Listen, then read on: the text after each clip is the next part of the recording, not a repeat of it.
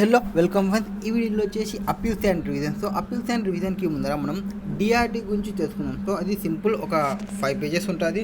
So ఈ DRT అంటే ఏమి? DRT that is dispute resolution committee. So first section 245MA ఒక కమిటీని ఫామ్ చేయాలి. ఏది? డిఆర్సీ కమిటీని ఫామ్ చేయాలి. ఈ డిఆర్సీ కమిటీని ఎవరు ఫామ్ చేస్తారు అంటే, కాన్స్టిట్యూషన్ ఎవరు చేస్తారంటే సెంట్రల్ గవర్నమెంట్.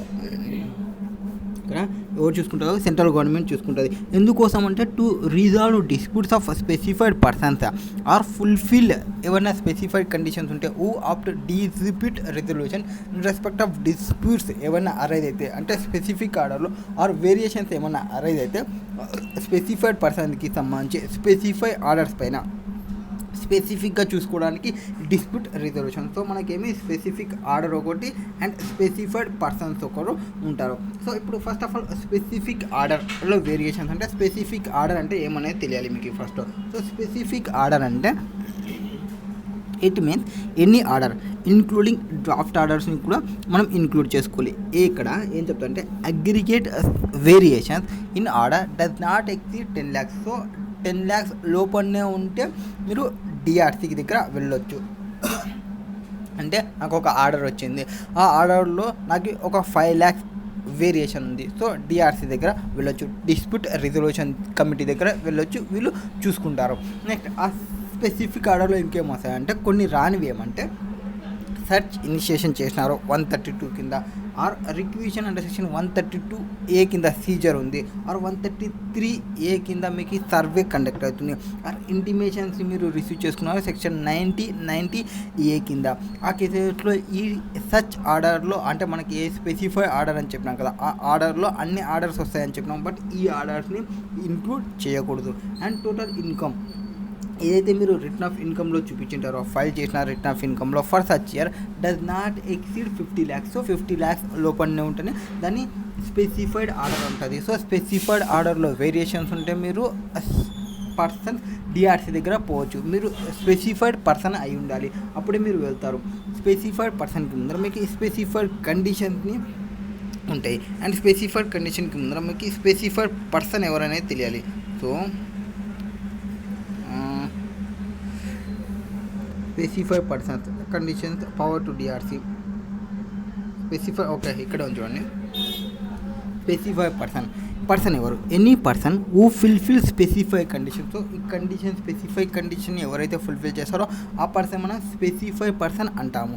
ఆ పర్సన్స్లో ఈ పర్సన్స్ని ఎక్స్క్లూడ్ చేసినారు. ఈ పర్సన్స్ ఎవరంటే against whom deduction order has been made under conservation of FEMA, that is foreign exchange or prevention of money smuggling activities act. So అక్కడ నీకు ఆర్డర్ పాస్ చేసింటే ఆ పర్సన్ని మనం స్పెసిఫైడ్ పర్సన్ అని చెప్పము. స్పెసిఫైడ్ పర్సన్ కాకుంటే స్పెసిఫైడ్ కండిషన్ని సాటిస్ఫై చేయాలి కాబట్టి స్పెసిఫిక్ ఆర్డర్ ఉన్నప్పటికీ అతన్ని డిస్ప్యూట్ రిజల్యూషన్కి వెళ్ళడానికి లేదు.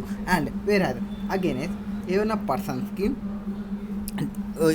ప్రాసిక్యూషన్ జరిగింది, ఇనిషియేషన్ చేసిన ప్రాసిక్యూషన్ ఆర్ కన్విక్ట్ అయినాడు ఆఫ్ ఎనీ అఫెన్స్లో కన్విక్ట్ అయినాడు.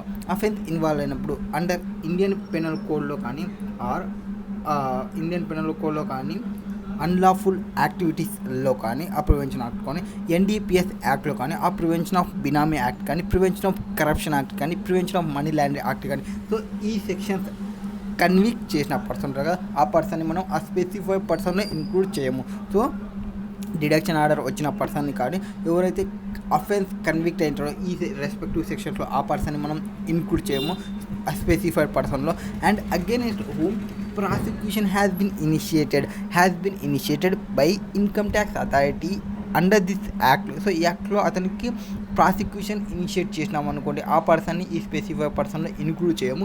And who notified under section 3 of special court act. So special court యాక్ట్లో నోటిఫై చేసిన పర్సన్స్ ఉంటే ఆ పర్సన్ని ఇఫ్ ఈ said fulfil such other conditions, ఈ కండిషన్స్ వేరే కండిషన్స్ ఏమైనా ప్రొవైడ్ చేస్తే ఆ కండిషన్ని సాటిస్ఫై చేయాలి. ఆ పర్సన్ని మనం స్పెసిఫై పర్సన్ అవుతాం. స్పెసిఫై పర్సన్ కంపల్సరీ స్పెసిఫిక్ కండిషన్ని సాటిస్ఫై చేయాలి. స్పెసిఫిక్ ఆర్డర్లో వేరియేషన్ ఉంటే డిఆర్సి దగ్గర వెళ్ళొచ్చు. డిఆర్సి దగ్గర వెళ్ళాలంటే ఆ అగ్రిగేట్ వేరియేషన్ అనేది does not exceed 50 lakhs and return of income అనేది డస్ నాట్ ఎక్సిడ్ 50 lakhs ఉంటున్నాయి. సో 10 lakhs అనేది వేరియేషన్, డిఫరెన్స్ వేరియేషన్ 10 lakhs ఉండకూడదు. రిటర్న్ ఆఫ్ ఇన్కమ్ అనేది 50 lakhs ఎక్సిడ్ అయ్యి ఉండకూడదు. ఇప్పుడు డిఆర్సి దగ్గర వెళ్ళొచ్చు. ఇప్పుడు ఈ డిఆర్సి ఏం చెప్తారంటే powers to of DRC reduce or wave any penalty imposed under the income tax act. నీకు వచ్చిన ఏదైతే పెనాల్టీ ఉందో పెనాల్టీని రెడ్యూస్ చేయొచ్చు నీకు, ఆర్ ఇన్కమ్ ట్యాక్స్లో ఏదైతే పెనాల్టీస్ ఉన్నాయో వాళ్ళు. And grant immunity for prosecution for any offence punishable under the income tax act. So income tax యాక్ట్లో మీకు ప్రాసిక్యూషన్ ఉంటే ఆ ప్రాసిక్యూషన్కి ఇమ్యూనిటీని ప్రొవైడ్ చేయొచ్చు. దట్ ఈస్ డిఆర్సి కమిటీకి సంబంధించి. నా కమ్ టు ద మన టాపిక్ వద్దాం. So appeals and revisions. So appeals and రివిజన్స్లో ఏముంది concept, what is discussed in here. So first assessment order. మీకు ఒక కేసు స్టార్ట్ అయిందంటే ఈ స్ట్రక్చర్ ఉంటుంది.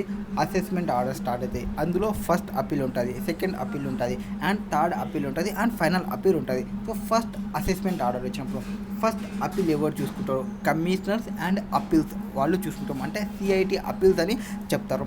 వీళ్ళతో కానప్పుడు ఆర్ వీళ్ళు అగ్రి అయినప్పుడు మీరు అపీల్కి పోవాలనుకుంటే మీరు అప్లెట్ ట్రిబ్యునల్ దగ్గర పోతారు. ఇక్కడ ఏటీ అంటాము. నెక్స్ట్ వీళ్ళతో కాదు, వీళ్ళని అగ్రి అయినారు, మీరు హైకోర్టుకి వెళ్ళొచ్చు. హైకోర్టు కాదు, నెక్స్ట్ మీరు ఫైనల్ అప్పీల్కి సుప్రీంకోర్టు పోవచ్చు. సుప్రీంకోర్టులో కాలేదు, దట్ ఈజ్ ఫైనల్ అప్పీల్. మీరు సుప్రీంకోర్టు దాటి వెళ్ళడానికి లేదు. ఇక్కడ appeal before the commissioner. So ఇక్కడ ఎవరైతే పర్సన్ ప్రతి ఒక్కరికి రైట్ ఉంది, but no right to file appeal against. కొన్ని ఆర్డర్స్ పైన మీరు అప్పీల్స్ వేయడానికి లేదు. సో అపీలబుల్ బిఫోర్ కమిషనర్ దగ్గర అపీలబుల్నిటీ మాత్రమే వేయాలి. ఒకవేళ మీరు ఆర్డర్ వచ్చింది ఏది interest under section 234A, 234B, 234C interest pay చేయమని చెప్పినారు. అక్కడ ఏవైతే మీరు return of income within due డేట్లో ఫైల్ చేయకుంటే ఆర్ అడ్వాన్స్ ట్యాక్స్ ప్రాపర్గా పేమెంట్ చేయకుంటే మీకు 234A, 234B, 234C వస్తుంది. ఆ ఇంట్రెస్ట్ ఆర్డర్ నేను పే చేయకూడదని మీరు అప్పీల్కి వెళ్ళడానికి లేదు. First option. నెక్స్ట్ సెకండ్ వచ్చేసి మీకు 264లో రివిజన్ ఆర్డర్ వచ్చింది. ఆ రివిజన్ ఆర్డర్ పైన కూడా మీరు అప్పీల్కి పోవడానికి లేదు. Next DRC committee. మనం ఇందాకనే డిస్కషన్ చేసిన నేను డిస్ప్యూట్ రెజల్యూషన్ కమిటీ అనేది. డిస్ప్యూట్ రెజల్యూషన్ కమిటీ ఒక ఆర్డర్ని పాస్ చేసి ఆ ఆర్డర్ పైన మీరు అప్పీల్కి పోవడానికి లేదు.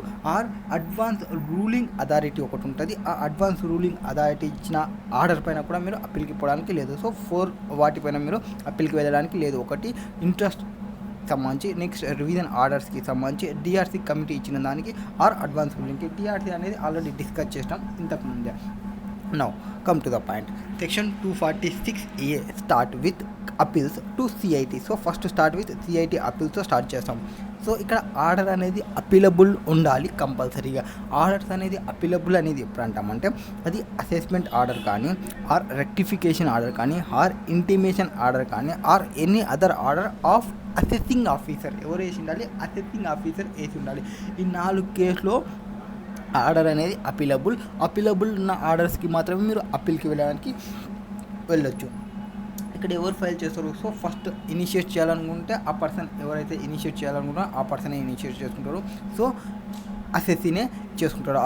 అసెస్సీనే చేసుకోవచ్చు. ఆ అసెస్సీ ఏజెంట్ అయినా వేయచ్చు. ఆ అసెస్సీ ఎవరైనా పర్సన్ వేయాలనుకుంటే వేయచ్చు. ఎన్ని డేస్ లోపల వేయాలి అంటే వితిన్ 30 days లోపల వెళ్ళొచ్చు. సో ఆ పర్సన్ ఎవరైతే ఉంటారో ఎలైబిలిటీకి సంబంధించి డినే అనుకుంటే అక్కడ అప్పీల్ చేయాలనుకుంటే వితిన్ 30 days లోపల మీరు అప్పీల్కి వెళ్ళాలి. And from service of order ఆ డిలే కెన్ బి కండోన్. ఒకవేళ సిఐటి వాళ్ళు కండోన్ చేయాలనుకుంటే డిలేని కండోన్ చేస్తారు. Next forms. అప్పీల్కి సంబంధించి కొన్ని ఫామ్స్ని మీరు ఫిల్ చేయాల్సి ఉంటుంది. ఫామ్ నెంబర్ 35 అప్పీల్ ఫామ్ ఉంటుంది. ఆ ఫామ్ నెంబర్ 35ని ఫిల్ చేస్తే మీకు అయిపోతుంది. సో అక్కడ ఫామ్లో మీరు ఏమేమి చెప్పాలి? ఫామ్లో మీరు ఏమేమి చెప్పాలి అంటే స్టేట్మెంట్ ఆఫ్ ఫ్యాక్ట్ని చెప్పాలి. గ్రౌండ్ ఆఫ్ అప్పీల్ అంటే ఏ దానికోసం వచ్చినా అనేది ఫస్ట్ చెప్పాలి, ఫ్యాక్ట్స్ అనేది చెప్పాలి, తర్వాత గ్రౌండ్స్ అనేది చెప్పాలి అప్పీల్కి సంబంధించి, అండ్ కాపీ ఆఫ్ ఆర్డర్ని తీసుకొని రావాలి of assessing officer. So assessing officer ఇచ్చిన వాటికి మీరు అప్పీల్ పోతున్నాయి అనేది వెళ్తాం. సో ఇక్కడ మెమోరాండం ఆఫ్ అప్పీల్ అంటాం, దీన్ని ఒక డూప్లికేట్ కాపీ కూడా పెట్టుకుంటాము. ఇక్కడ స్టే ఆఫ్ డిమాండ్ అంటే సిఐటి వాళ్ళు ఆ డిమాండ్ని తీసుకొని అప్లికేషన్ ఏదైతే మేడ్ చేస్తారో అసెసి మేడ్ చేస్తారో కదా, ఇవంతా అప్పీల్కి వెళ్ళేటప్పుడు ప్రిస్క్రైబ్ ఫీజు అన్నమాట 250, 500, 1250 అంత అమౌంట్ను మీరు పే చేయాల్సి వస్తుంది. ఇంటిమేషన్ అంటే మీరు ఆ ఫామ్ని ఫిల్ చేస్తే అతను ఏం చేస్తారంటే వెంటనే ఆ పవర్ డిమాండ్ని చూసి పవర్ ఆఫ్ అడ్మిట్ అంటే ఇంకేమన్నా అడిషనల్ ఎవిడెన్స్ కావాలనుకుంటే అడిషనల్ ఎవిడెన్స్ని తీసుకుంటాడు, లేదనుకుంటే లేదు. సో డిమాండ్ని అడ్మిట్ చేయొచ్చు ఆర్ రిజెక్ట్ చేయొచ్చు. సో అది ఎవరు చూసుకుంటారో సిఐటి వాళ్ళు చూసుకుంటారు. ఇది ఫస్ట్ సెక్షన్కి సంబంధించి. అండ్ సిఐటి వాళ్ళు అడ్మిట్ చేస్తే అడిషనల్ ఎవిడెన్స్ ఏమన్నా కావాలనుకుంటే ఇన్ రైటింగ్లో అడుగుతారు.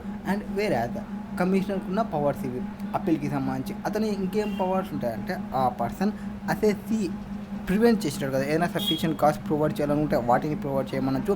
Assessing officer made order without giving opportunity. So ఈ 3 కేసెస్లో అంటే ఫస్ట్ నువ్వు అప్లికేషన్ పెట్టినావు, ఏది ఫామ్ నెంబర్ 35 పెట్టినావు, అక్కడనే నువ్వు అంత ఇన్ఫర్మేషన్ని ప్రొవైడ్ చేయాలి. అక్కడ లేకుండా కొంత ఇన్ఫర్మేషన్ని అడ్మిట్ చేసే పవర్స్ ఉంటాయి సిఐటికి. ఏమైండొచ్చు, ఏఓకి ఇచ్చినాం సార్, ఏఓ యాక్సెప్ట్ చేయలేదు, ఆర్ ఏఓ నాకు ఆపర్చునిటీనే ఇవ్వలేదు, అట్లాంటి కేసెస్లో సిఐటి వాళ్ళు విని యాక్సెప్ట్ చేస్తారు. వీళ్ళకున్న పవర్స్ ఏమంటే వాళ్ళు కన్ఫర్మ్ చేయొచ్చు, ఆర్ రెడ్యూస్ చేయొచ్చు, ఆర్ ఎన్హాన్స్ చేయొచ్చు అసెస్మెంట్ని. అంటే ఉన్న అమౌంట్ని ఓకే మీరు ఇంతనే పే చేయాల్సి వస్తుంది అని చెప్పేయచ్చు, ఆర్ తగ్గియచ్చు, ఆర్ ఎన్హాన్స్ చేయొచ్చు, ఇంకా పెంచవచ్చు కూడా. And CIT appeals can pass order within 1 year లోపల మీకు ఆర్డర్ అనేది పాస్ అయిపోతుంది. సో వితిన్ 1 year లోపల మీకు ఆర్డర్ని పాస్ చేసేస్తారు. ఇది CIT appeal. Where has CIT వాళ్ళు ఇచ్చిన అప్పీల్ మీకు సాటిస్ఫాక్షన్ లేకుంటే మీరు అప్పీల్ టు ఐటీ దగ్గర వెళ్ళొచ్చు. సో ఫస్ట్ అప్పీల్ వచ్చేసి సిఐటి దగ్గర మనం ఎన్ని డేస్ లోపల పోయినాం, వితిన్ 30 days లోపల పోతాం. 1 year లోపల వాళ్ళు ఆర్డర్ని అప్పీల్ ఫైల్ చేసిన దాన్ని పాసిబుల్ అయితే ఆర్డర్ని పాస్ చేసేస్తారు. వాళ్ళది వచ్చిన తర్వాత మీరు సాటిస్ఫై కాకుంటే సిఐటి అప్పీల్ వాళ్ళది, సో అప్పీల్కి పోవచ్చు ఐటీ దగ్గర. సో వీళ్ళకి దగ్గర ఏమంటే సిఐటి వాళ్ళది కానీ ఆర్డర్ అండర్ సెక్షన్ 144(c)లో వచ్చినవి కానీ, సో 144(c)లో వచ్చినవి వాటికి సంబంధించి కానీ, ఆర్ రివిజన్ ఆర్డర్ 263లో రివిజన్ ఆర్డర్ కానీ, or any other order CIT వాళ్ళు కానీ, డిఐటి కానీ, పీసీఐటి, డీజీఐటి ఇలా ఆర్డర్స్ అన్నింటినీ పోవాలి. ఎన్ని డేస్ లోపల పోవాలి, వితిన్ 60 days లోపల పోవాలి వీళ్ళ దగ్గరికి. నీకు ఆ సిఐటి వాళ్ళు ఇచ్చిన ఆర్డర్ ఉంది కదా, అక్కడ నుంచి వితిన్ 60 days లోపల వీళ్ళ దగ్గర వెళ్ళాలి కమ్యూనికేషన్ ఆర్డర్. ఒకవేళ డిలే కండెన్ ఉంటే కండెన్ చేయాలనుకుంటే డిలోని కండెన్ చేస్తారు. అండ్ వేర్ హ్యాజ్ ఇక్కడ అపీలబుల్ అదే 1 పవర్స్ ఆఫ్ అపీల్ ఎక్స్క్లూడ్ చేయాలనుకుంటే ఎక్స్క్లూడ్ చేస్తాడు, వాటిని చూస్తాడు. సో టైం లిమిట్ వచ్చేసి వితిన్ 60 days లోపల పోవాలి. అండ్ వేర్ హ్యాస్ కండెంట్ డిలే కావాలంటే అతను కండక్ట్ చేస్తాడు కదా, సో కండక్ట్ చేసేటప్పుడు ఇక్కడ ఇంతకుముందు మనం ఫామ్ 35ని ఫిల్ చేసినాం కదా, ఇక్కడ ఫామ్ 36ని ఫిల్ చేయాలి. సేమ్ 36లో ఏముంటాయి, సెట్ ఆఫ్ ఫ్యాక్ట్స్ ఉంటాయి, గ్రౌండ్ ఆఫ్ అపీల్ ఉంటాయి, కాపీ ఆఫ్ ఆర్డర్స్ ఉంటాయి, ఏమేమి ఉన్నావు మెమోరాండం ఆఫ్ ఫైల్. ఇక్కడ ట్రిపులికేట్ ఫైల్ చేయాలి. ఫస్ట్లో 35 వచ్చేసి మనం డూప్లికేట్ ఫైల్ చేసినాం, ఇక్కడ ఇది ట్రిపులికేట్లో ఫైల్ చేయాలి వీటికి సంబంధించి. అండ్ ఇక్కడ ప్రిస్క్రైబ్ చేసిన ఫీజులు ఉంటాయి. అండ్ వేర్ హ్యాజ్ ఐటీ అంటే ఈ డిమాండ్ని స్కీమ్ ఆఫ్ అప్లికేషన్ని ఆ ఆర్డర్ని స్టే ఆఫ్ డిమాండ్ని ఐటీ వాళ్ళు can grant stay of demand with an application made by the assessee within 180 days లోపల. సో ఎన్ని డేస్ లోపల 180 days, ఇక్కడ అదే 6 months అని చెప్పినది 180 days లోపల చూసుకుంటారు. అంటే ఫస్ట్ సిఐటి వాళ్ళు ఎంత లోపల ఇచ్చినారు, మనకి 1 year లోపల ఆర్డర్ని పాస్ చేసినారు. వీళ్ళు ఐటీ వాళ్ళు fails to give judgement with in 180 days. And delay is not due to assessee. ఒకవేళ ఆ డిలే అయింది, ఆ డిలేకి సంబంధించి అసెస్సీ కాదు reason, then IT can extend stay period. అంటే స్టే పీరియడ్ని ఎక్స్టెన్షన్ చేయాలనుకుంటే ఎక్స్టెన్షన్ చేయొచ్చు. అది 365 daysని క్రాస్ కాదు, అంటే వీళ్ళకి కూడా 365 days టైం ఉంటుంది. And where has if such appeal is not disposed within 365 days, order అనేది stay shall stand vacated only if delay in disposing of appeal is attributable to the assessee. So అది ఇంకా వెకేట్లో stand ఉండేది ఎప్పుడు అంటే assessee యొక్క mistake ఉంటే. Next for stay of demand assessee has to deposited at least 20% of demand. So అది stay demand ఉండాలంటే ఇది ఆ డిమాండ్ అనేది స్టేలో ఉండాలి అంటే అతను at least 20%. So first up to 180 days, not exceeding 365 days లోపల చూసుకుంటే ఫైనల్ అథారిటీ అండ్ ఫ్యాక్ట్ని బేస్ని చేసుకొని ప్రొవైడ్ చేస్తారు. ఇక్కడ స్టే కావాలంటే అట్లీస్ట్ 20% డిమాండ్ అనేది అతను డిపాజిట్ చేయాలి. ఎవరు అసెస్సీ డిపాజిట్ చేయాలి. ఇక్కడ వీళ్ళు పర్సన్స్ వీళ్ళకుండే పవర్స్ ఏమంటే ఈ ఎవరు ఐటీ వాళ్ళకు ఉన్న పవర్స్ అడిషనల్ ఎవిడెన్స్ అంటే సిఐటి వాళ్ళు తీసుకొని ఎవిడెన్స్ ఏమైనా ఉంటే వాటిని తీసుకోవాలనుకుంటే అడ్మిట్ చేయొచ్చు, అడ్మిషన్ చేసే పవర్స్ ఉంటాయి. వీళ్ళకి ఇంకొక పవర్ ఏమంటే క్రాస్ ఎగ్జామినేషన్ చేయొచ్చు. అంటే ఇక్కడ మనం డిస్క్లోజ్ చేసినారు. సో మనకి బెంచ్ అనేది స్టార్ట్ చేస్తారు అండ్ క్రాస్ ఎగ్జామినేషన్ చేయాలనుకుంటే క్రాస్ ఎగ్జామినేషన్ చేపిస్తారు. మెమోరాండం ఆఫ్ క్రాస్ ఎగ్జామినేషన్ అది కూడా విత్ ఇన్ 30 days లోపల మనకి క్రాస్ ఎగ్జామినేషన్ చేపిస్తారు. సో వాటికి కూడా మనకి అమౌంట్స్ అనేది కలెక్ట్ చేసుకుంటారు. సో క్రాస్ ఎగ్జామినేషన్ చేయొచ్చు. There is no filing fee for memorandum of cross objection. So cross అబ్జెక్షన్కి ఫీజు ఏం కలెక్ట్ చేసుకోరు. నార్మల్గా అయితే అన్నిటికీ ఫీజు ఉంటుంది, క్రాస్ అబ్జెక్షన్కి ఎటువంటి ఫీజు అనేది ఉండదు. అండ్ రెక్టిఫికేషన్ చేయాలంటే ఒకవేళ మిస్టేక్ని రెక్టిఫై చేయాలి అనుకుంటే ఐటీ అనేది రెక్టిఫై చేయొచ్చు ఒక మిస్టేక్ ఉంటే in it's order which in apparent on record. So మనం సిఐటి వాళ్ళ దగ్గర మనం చెప్పలేదు, ఏది సిఐటి వాళ్ళు ఒక ఆర్డర్ని పాస్ చేసి మళ్ళీ వాళ్ళు రెక్టిఫికేషన్ చేసుకునే పవర్ సిఐటి వాళ్ళ దగ్గర ఉండదు. బట్ ఐటీ దగ్గర ఒక ఆర్డర్ని ఇచ్చిన అనుకోండి, ఆ ఆర్డర్లో మిస్టేక్స్ ఉంటే వాళ్ళ యొక్క ఓన్ మోషన్లో కానీ or application by the assessee or assessing officer. So assessee కానీ అసెసింగ్ ఆఫీసర్ కానీ విత్ ఇన్ 6 months లోపల వాళ్ళు చేయొచ్చు. ఏది రెక్టిఫికేషన్ చేసుకోవచ్చు ఆర్డర్ని విత్ ఇన్ 6 months లోపల. అండ్ వేరే ఐటీ మే కన్ఫర్మ్ రెడ్యూడ్ ఆ set aside the assessment. So confirm చేయొచ్చు, రెడ్యూస్ చేయొచ్చు, ఆ సెట్ అసైడ్ చేయొచ్చు. So IT can pass order with in 4 years from the end of the year in which appeal is file if possible. So వీళ్ళు ఎంత లోపల మనకి provide చేస్తారు. మనకి ఇందాక ఏదైతే 180 days 365 days ఉంది కదా, ఆ 180 365 days వచ్చేసి స్టే ఆఫ్ డిమాండ్. చూడండి ఇది సో స్టే ఆఫ్ డిమాండ్. ఇది స్టేని మీకు ఇవ్వాలనుకుంటే మీకు 180 days ఇవ్వచ్చు, కావాలనుకుంటే ఇంకొక 365 days ఇవ్వచ్చు. దానికోసం మీరు ఒక 20%ని డిపాజిట్ చేసి ఉండాలి. సో 20% ఇక్కడ చెప్తా చూడండి. సో 20%ని డిపాజిట్ చేసి పెట్టాలి. ఇది స్టే ఆఫ్ డిమాండ్కి. వీళ్ళు ఎన్ని రోజుల లోపల వాళ్ళు క్లోజ్ చేసేది విత్ ఇన్ 4 years లోపల మీకు ఆర్డర్ అనేది పాస్ చేస్తారు ఐటీ వాళ్ళు. అండ్ వేరే సిఐటి వాళ్ళు విత్ ఇన్ 30 days లోపల మనం చేయాలి, విత్ ఇన్ 1 year లోపల ఆర్డర్ని పాస్ చేస్తారు. ఐటీ దగ్గర అయితే విత్ ఇన్ 60 days లోపల పోవాలి. అండ్ మనకి స్టే ఆఫ్ డిమాండ్ కావాలంటే 180 days ఉంటుంది, ఇంకొక ఎక్స్టెన్షన్ కావాలంటే 365 ఉంటుంది. స్టే ఆఫ్ డిమాండ్ కోసం మనం 20% డిమాండ్ పేమెంట్ చేసి ఉండాలి. అండ్ మీకు 4 years లోపల ఆర్డర్ని పాస్ చేస్తారు. దట్ ఈజ్ ఐటీ దగ్గర. అండ్ ఇక్కడ ఐటీ దగ్గర మనకి ఉంటాయి అంటే ఎవరు హెడ్ ఉంటారు. ఐటీ సంబంధించి హెడ్స్ ఎవరు, ఇక్కడ బెంచ్ మనం డిస్కస్ చేసినాం కదా. సో బెంచెస్లో డివిజన్ ఆఫ్ బెంచ్ అనేది ఉంటుంది. డివిజన్లో వచ్చేసి ఒక 2 judges ఉంటారు. బెంచ్లో 2 judges ఉంటారు. ఒక 1 judicial person ఉంటారు, 1 అకౌంట్ మెంబర్ ఉంటారు. సో ఒక 1 judicial person and 1 account member. And ఒకవేళ అది స్పెషల్ జడ్జ్ అనుకోండి, మోర్ దెన్ 2 judges కూడా ఉండే ఛాన్సెస్ ఉంటాయి స్పెషల్ బెంచ్ అయితే. అండ్ కొన్ని కేసెస్లో ఏమంటే సింగిల్ జడ్జ్ బెంచ్ అయితే ఓన్లీ 1 judge ఉంటుంది.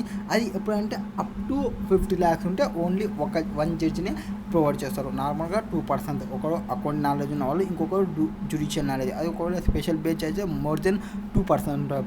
సింగిల్ జడ్జ్ అయితే మనకి సింగిల్ జడ్జి బెంచ్ అయితే 1 judge మాత్రమే ఉంటారు. అక్కడ అప్ టు 50 lakhs వరకు మాత్రమే ఉంటుంది. ఇక్కడ మనం సిఐటికి ఐటీఐటికి ఫీజెస్ అంటే మనకి ఇక్కడ ఎట్లయితే ఫీ ఇక్కడ ప్రొవైడ్ చేసినాం కదా, ఫీజులు అంటే అప్లికేషన్కి సంబంధించి ఫీ చేయాలి.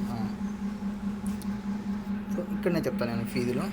సో ఇది ఐటీఐటీకి సంబంధించిన ఫీజు. ఇది ఒకవేళ అది సిఐటీకి అయితే ఎట్లుంటుంది, సో మన ఇన్కమ్ అనేది అసెట్ చేసిన ఇన్కమ్ అనేది అప్ టు 1 lakh ఉంటే సిఐటీ వాళ్ళకైతే 500 రూపీస్ ఇచ్చాలి, ఐటీఐటీ వాళ్ళకైతే 500 రూపీస్ ఇచ్చాలి. ఒకవేళ వాళ్ళు సిఐటీ వాళ్ళకైతే హాఫ్ అమౌంట్, సో 250 పేమెంట్ చేయాలి. అండ్ ఒకవేళ ఆ అమౌంట్ అనేది గ్రేటర్ దెన్ 1 lakh ఉండి అప్ టు 2 lakhs ఉంటే 1500 పే చేయాలి. ఎక్కడ ఐటీఐటీ దగ్గర పే చేయాలి. అదే సేమ్ ఇక్కడ వచ్చేసి 500 రూపీస్ పేమెంట్ చేస్తాము. And where have assessed income అనేది గ్రేటర్ దెన్ అంటే మోర్ దెన్ 2 lakhs ఉంటే ఇక్కడ 1% ఉంటుంది అసెస్డ్ ఇన్కమ్ పైన. మ్యాక్సిమం వచ్చేసి 10,000 ఉంటుంది. అదే సేమ్ ఇక్కడికి వస్తే 1000 రూపీస్ ఉంటుంది. అండ్ వేరే అదర్ కేసెస్ అయితే ఇక్కడనేమో 500 రూపీస్ కలెక్ట్ చేసుకుంటారు, ఇక్కడనేమో 250 రూపీస్ కలెక్ట్ చేసుకుంటారు అదర్ కేసెస్లో. అండ్ ఈ మెంబర్స్ ఏదైతే appeal file by the department to ఐటీఐటీకి ఉంటే ఎవరు మనకి సిఐటీ అప్పీల్ ఉంది, సిఐటీ అప్పీల్ని అగ్రి అయిన వాళ్ళు ఎవరంటే కమిషనర్ వాళ్ళు. సో అట్లాంటి కేసెస్లో మీన్స్ కమిషనర్ వాళ్ళు వాళ్ళే ఫైల్ చేయాలనుకుంటే వాళ్ళకి ఏం ఫీజు అనేది తీసుకోరు. అండ్ క్రాస్ అబ్జెక్షన్ అనేది వీళ్ళకి మాత్రమే పవర్స్, సిఐటీ వాళ్ళకి పవర్స్ లేదు క్రాస్ అబ్జెక్షన్ చేయడానికి. అండ్ అప్లికేషన్ స్టే డిమాండ్ కావాలనుకుంటే 500 రూపీస్ మనం ఎక్సెస్గా ఉంటుంది. అండ్ నెక్స్ట్ వేర్ హ్యావ్ ఇది వీళ్ళకున్న పవర్స్. అండ్ వీళ్ళకి పవర్స్ చూసినాం కదా, వీళ్ళ పవర్స్ని చూస్తే ఇక్కడ రాస్తే బాగుంటుందన్న. సో సిఐటి వాళ్ళకున్న పవర్స్ పవర్స్ లాస్ట్లో వచ్చుతాండి అందరికి కలిపి. Appeal to next section 260A and 260B. ఇక్కడ ఏం చెప్తారంటే అప్పీల్ టు హైకోర్టు అండ్ వేరే మీరు అప్పీల్కి పోవాలనుకుంటే 260A 260B డిస్కషన్ చేస్తాయి. ఇక్కడ ఏం చెప్తారంటే అగైనెస్ట్ ఐటీఐటీ ఆర్డర్. సో పైన ఐటీఐటీ దగ్గర వచ్చిన ఆర్డర్ని ఆ ఐటీఐటీ ఆర్డర్కి మీరు వెళ్ళాలి అనుకుంటే అది క్వశ్చన్ ఆఫ్ లా ఉంటే మీరు హైకోర్టు దగ్గర వెళ్ళొచ్చు. So substantially question of law ఉంటే మీరు హైకోర్టు దగ్గర వెళ్ళొచ్చు. ఎన్ని డేస్ లోపల పోవాలి? విత్ ఇన్ 130 days లోపల పోవాలి. సో సిఐటీ దగ్గర అయితే 30 days లోపల పోయినాం, ఐటీఐటీ దగ్గర అయితే 160 days లోపల పోయినాం, హైకోర్టు దగ్గర పోవాలంటే 120 days లోపల పోవాలి రిసిట్ వచ్చిన ఆర్డర్ వచ్చిన దగ్గర. ఇక్కడ ఏమంటే హైకోర్టుకు ఉండే పవర్స్ ఏమంటే వీళ్ళు ఏం చేస్తారంటే హైకోర్టు పవర్ ఏదైతే డిస్కవర్ చేసిందో గ్రౌండ్స్ని ఫస్ట్ చూస్తుంది. ఏవి డిస్కవర్ చేసినాయో ఏమైనా న్యూ ఉందా, ఇంపార్టెంట్ ఎవిడెన్స్ ఏమైనా కావాల్సిందా వాటిని చూస్తుంది. అండ్ తర్వాత మిస్టేక్స్ ఏమైనా అపేరెంట్ ఉన్నాయా వాటిని చూస్తుంది. And any other sufficient reasons ఏమైనా ఉన్నాయా వాటిని చూస్తుంది. సో ఇవి మెయిన్గా చూసేది హైకోర్టు అనేది. నెక్స్ట్ ఒకవేళ హైకోర్టుకి కాదు మీరు సుప్రీంకోర్టుకి పోవాలంటే అంటే హైకోర్టు ఇచ్చిన డెసిషన్ని మీరు యాక్సెప్ట్ చేయడం లేదనుకోండి సుప్రీంకోర్టుకి పోవచ్చు. సుప్రీంకోర్టుకి ఎన్ని రోజుల లోపల పోవాలి అంటే విత్ ఇన్ 90 days లోపల పోవాలి. సో ఫస్ట్ వచ్చేసి సిఐటి వాళ్ళు అయితే 30 days, ఐటీఐటి వాళ్ళు అయితే 60 days, హైకోర్టు దగ్గర పోవాలంటే 120 days, సుప్రీంకోర్టు దగ్గర పోవాలంటే 90 days వెళ్ళాలి.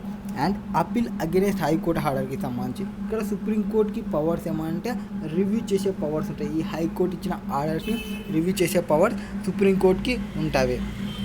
సో టోటల్గా టైం లిమిట్స్ ఇక్కడ ప్రొవైడ్ చేస్తున్నారు, ఒకసారి చూసుకోండి. టైం లిమిట్స్ సిఐటి వాళ్ళకి ఎంత, payment of tax with in 30 days లోపల పోవాలి. వీళ్ళకి ఐటీఐటీ దగ్గర అయితే విత్ ఇన్ 60 days లోపల పోవాలి, హైకోర్టుకి అయితే 120 days లోపల పోవాలి. ఇక్కడనే సుప్రీంకోర్టు వస్తే సుప్రీంకోర్టుకి అయితే విత్ ఇన్ 90 days లోపల పోవాలి. ఒకవేళ ఆ టైమ్స్ ఎక్స్టెండ్ కావాలనుకుంటే సఫిషియెంట్ రీజన్ ఉంటే ఆ అప్పీల్ మేబీ స్పెసిఫై చేయొచ్చు. Next where have provision section 268A special provisions for appeal by departments. So repetitive appeals so already జరిగినవి ఉన్నాయి అనుకోండి, సేమ్ రిపీట్ అవుతుంటే వాళ్ళు ఫర్నిషింగ్ చేసేది ఐడెంటికల్ క్వశ్చన్ ఆఫ్ లా ఉందా లేదా, అసెసి ఫర్నిష్ చేసిన ఇన్ఫర్మేషన్ వాటిని అడ్మిట్ చేయాలా లేదా అనేది వాళ్ళు డిసైడ్ అవుతారు. అదేం పెద్ద కాదు. ప్రొసీజర్ టు అప్పీల్ రెవెన్యూకి సంబంధించి ఇది రాదు 263 ఇది main important 263 and 64 revision of order. So మీరు రివిజన్ చేయాలి అంటే ఆర్డర్ని 263 అండ్ 264 డిస్కషన్ చేస్తుంది. What is there in 263? Revision of order prejudicial to interest of revenue. So already prejudicial to the interest of revenue ఉంటే వాటిని రివిజన్ చేస్తారు. ఏ కేసులో మనకి రివిజన్ చేస్తారంటే ఆర్డర్ పాస్ చేసినారు వితౌట్ ఎంక్వైరీ. సో ఎంక్వైరీ చేయకుండా ఆర్డర్ని పాస్ చేసి ఉంటే ప్రీజుడిషియల్ టు ద ఇంట్రెస్ట్ అంటే ఎంక్వైరీ ఏం చేయలే, ఇన్వెస్టిగేషన్ ఏం చేయలే, ఆర్డర్ని పాస్ చేసినారు. ఆ కేసెస్లో enquiry any relief without enquiry into claims. So రిలీఫ్ని ప్రొవైడ్ చేయలే, ఎంక్వైరీ చేయకుండా రిలీఫ్ని ఆర్డర్ని పాస్ చేసినారు, రిలీఫ్ ఇచ్చినారు, బట్ ఏమంటే ఒక ఎంక్వైరీ కూడా చేయలేదు. అట్లాంటి కేసెస్లో రివైజ్ చేయొచ్చు ఆర్డర్ని. And order was not made as per instructions or directions issued by the CBDT. So CBDT అనేది మనకు ఒకటి ఉంది, central board of direct tax. ఆ ఆర్డర్స్ని దాని యొక్క డైరెక్షన్స్ని దాని యొక్క ఇన్స్ట్రక్షన్స్ని ఫాలో కాకుండా ఆర్డర్ని పాస్ చేసింటే or order was passed not passed as per decisions of High Court or Supreme Court. So supreme court high court డెసిషన్స్ని కన్సిడర్ చేయకుండా ఆర్డర్ని పాస్ చేసింది. ఈ ఆర్డర్స్ని రివిజన్ చేసే పవర్స్ అనేది ఉంది. సో ఎందుకంటే ఇంట్రెస్ట్ రెవెన్యూ అనేది మనకి తగ్గిపోతుంది. సో ఆ రెవెన్యూని ప్రొడ్యూస్ చేయడానికి రివిజన్ చేసే పవర్స్ అనేది ఉంది. ఎవరి దగ్గర? ప్రిన్సిపల్ చీఫ్ కమిషనర్ కానీ ప్రిన్సిపల్ కమిషనర్ కానీ రివిజన్ చేయొచ్చు. ఇక్కడ రివిజన్ ప్రొసీజర్ అంటే రివిజన్ చేయాలంటే ప్రొసీజర్ ఎట్లుంటుంది రివిజన్ చేయడానికి అంటే ఫస్ట్ ఆఫ్ ఆల్ కమిషనర్ ఏం చేస్తారు? కాల్ చేస్తారు. ఫస్ట్ మొత్తం అంతా రికార్డ్ చేసుకొని కాల్ చేస్తారు. So in case order principal call వీళ్ళు ఏం చేస్తారంటే ఫస్ట్ కాల్ చేస్తారు అండ్ ఎగ్జామిన్ చేస్తారు ఆల్ రికార్డ్స్ని. సో ఎగ్జామిన్ చేసి ఇక్కడ రావాలి, ఇదే రికార్డ్ చూస్తారు. ఫస్ట్ వాళ్ళకున్న ఇన్ఫర్మేషన్ చూస్తారు, ఆ రికార్డ్స్ని మొత్తం చెక్ చేస్తారు, ఎగ్జామిన్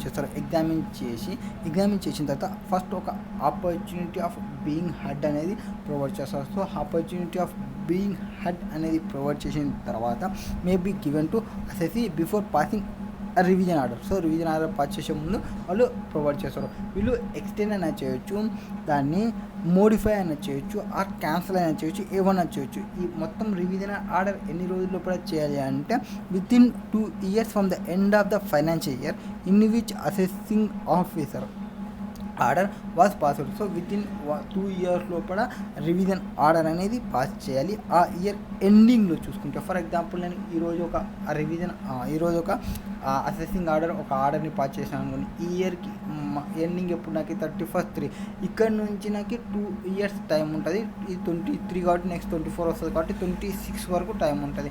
రివిజన్ చేయాలనుకుంటే రివిజన్ చేయొచ్చు. రివిజన్ చేయడానికి 4 cases చెప్పినాం మనం.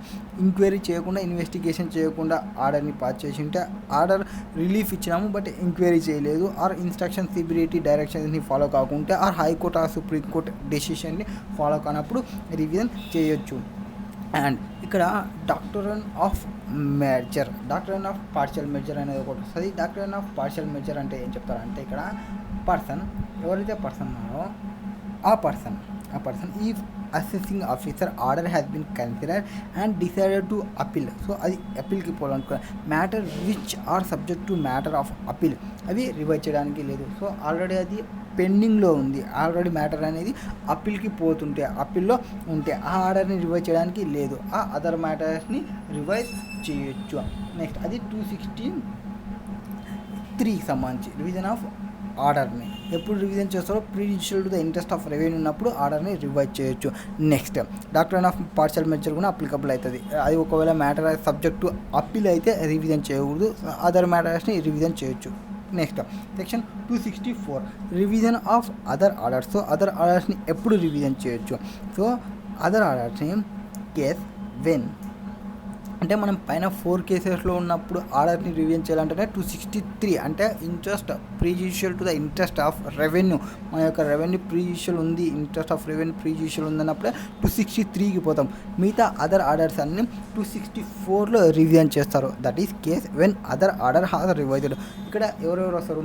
Principal commissioner, CIT, PCIT, CCIIT, PCCIT may on their own motion. So వాళ్ళ యొక్క ఓన్ మోషన్లో చేయొచ్చు or by assessee revision assessing order which is prejudicial to the interest of the assessee. So application పెట్టుకున్నాడు, ఎవరు assessee application పెట్టుకున్నాడు, own motion అయినా చేయొచ్చు or application అయినా పెట్టుకోవచ్చు అసెస్సీ. సో సార్ నాకు ఇంట్రెస్ట్ ఆఫ్ రెవెన్యూ అంటే నాకు వచ్చే బెనిఫిట్ని నాకు ప్రాపర్గా ప్రొవైడ్ చేయలేదనేది పెట్టుకోవచ్చు.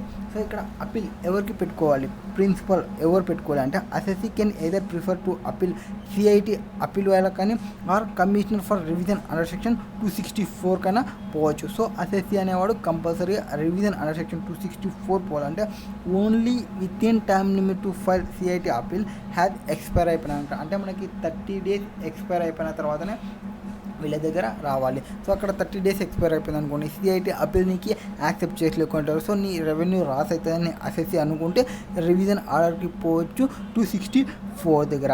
And time limit for appeal with in 1 year for communication of assessing order. With in 1 year communicate చేసిన తర్వాత అప్పీల్ని చూసుకుంటారు. ఇక్కడ పాషన్ అంటే ఆ 1 year ఎక్కడి నుంచి చూసుకుంటాం అంటే ఓన్ మోషన్ ఆర్ అప్లికేషన్ అని చూస్తాం. సో ఓన్ మోషన్ అయితే ఆ own motion date of order passing of assessing order pass చేసినా చూడండి ఆ డేట్ నుంచి చూసుకుంటాము. ఆర్ ఒకవేళ అప్లికేషన్ పెట్టుకున్న డేట్ అయితే అప్పీల్ బై ద అసెస్సీ అయితే with in 1 year from the end of the financial year in which application పెట్టుకున్నాను. సో నేను ఈరోజు అప్లికేషన్ పెట్టుకున్నానంటే ఈ ఇయర్కి 31st March అవుతాయండి. ఆటి నుంచి 1 year నా అసెసింగ్ వాళ్ళకి టైం లిమిట్ అనేది ఉంటుంది. సో ఓన్ మోషన్ అయితే ఆ ఇయర్లోనే within date of assessment order ఏదైతే పాస్ చేసిందో ఆ పాస్ చేసిన ఇయర్లో నుంచే డేట్ ఆఫ్ ఆర్డర్ని చూసుకుంటాము. అప్పీల్కి సంబంధించి పర్సన్ అప్లికేషన్ పెట్టుకుని అయితే అట్లా తీసుకుంటాము. Next appeal against revision order. So revision ఆర్డర్కి అప్పీల్ పోవచ్చు అంటే no appeal can be against revision order. So once revision order pass చేసినానంటే రివిజన్ ఆర్డర్ పైన మళ్ళీ అప్పీల్కి పోవడానికి లేదు, బౌండ్ టు పే, ఇంకా అంతే, ఇంకా పేమెంట్ చేయాల్సిందే. And doctrine of total merger ఇందాక మనకి prejudicial to the interest of revenue ఉన్నప్పుడు పార్షియల్ మెజర్ అప్లికబుల్ అవుతుంది. అండ్ ఇక్కడ డాక్ట్రైన్ ఆఫ్ టోటల్ మెజర్ అంటే ఇఫ్ అసెసింగ్ ఆర్డర్ ఏదైతే is in or has been decided in appeal then revision 264 is not possible in any appeal. So అది అప్పీల్కి పోయేది ఉంటే 264 అనేది అప్లికబిలిటీలోకి రాదు. దిస్ ఈజ్ కేస్కి సంబంధించి 268. సో రివిజన్ ఆర్డర్స్ని మళ్ళీ ఇక్కడ చూసుకుంటే 263, 264 రెవెన్యూ ప్రీజ్యుడిషియల్ ఉంటుందంటే 263కి పోతాము, నార్మల్ కేసు అయితే 264 పోతాము. ఇక్కడ ఎన్ని రోజులప్పుడు అని చెప్పినాం మనము with in 2 years end of the financial year in which assessing order ఏదైతే పాస్ చేసినారో ఆర్డర్ నుంచి పాస్ చేసిన దగ్గర నుంచి 2 years చూసుకుంటాము. ఇక్కడ ఓన్ మోషన్ అయితే 1 year from the date of order pass చేసి చూసుకుంటాము. ఆర్ అప్లికేషన్ అయితే at the end of the year నుంచి 1 year చూసుకుంటాము. సో బోత్ కేసెస్లో ఏమంటే time to be excluded in both cases or non applicability of time in case order in consequences of ITAT or high court or supreme కోర్ట్కి సంబంధించి ఏముండదు. ఇక్కడ time taken అంటే ఒక ఆపర్చునిటీ ఏదైతే ఆపర్చునిటీ ఇవ్వాలని చెప్పాం కదా, సో ఆపర్చునిటీ ఇచ్చినది ఎక్స్క్లూడ్ చేస్తాము.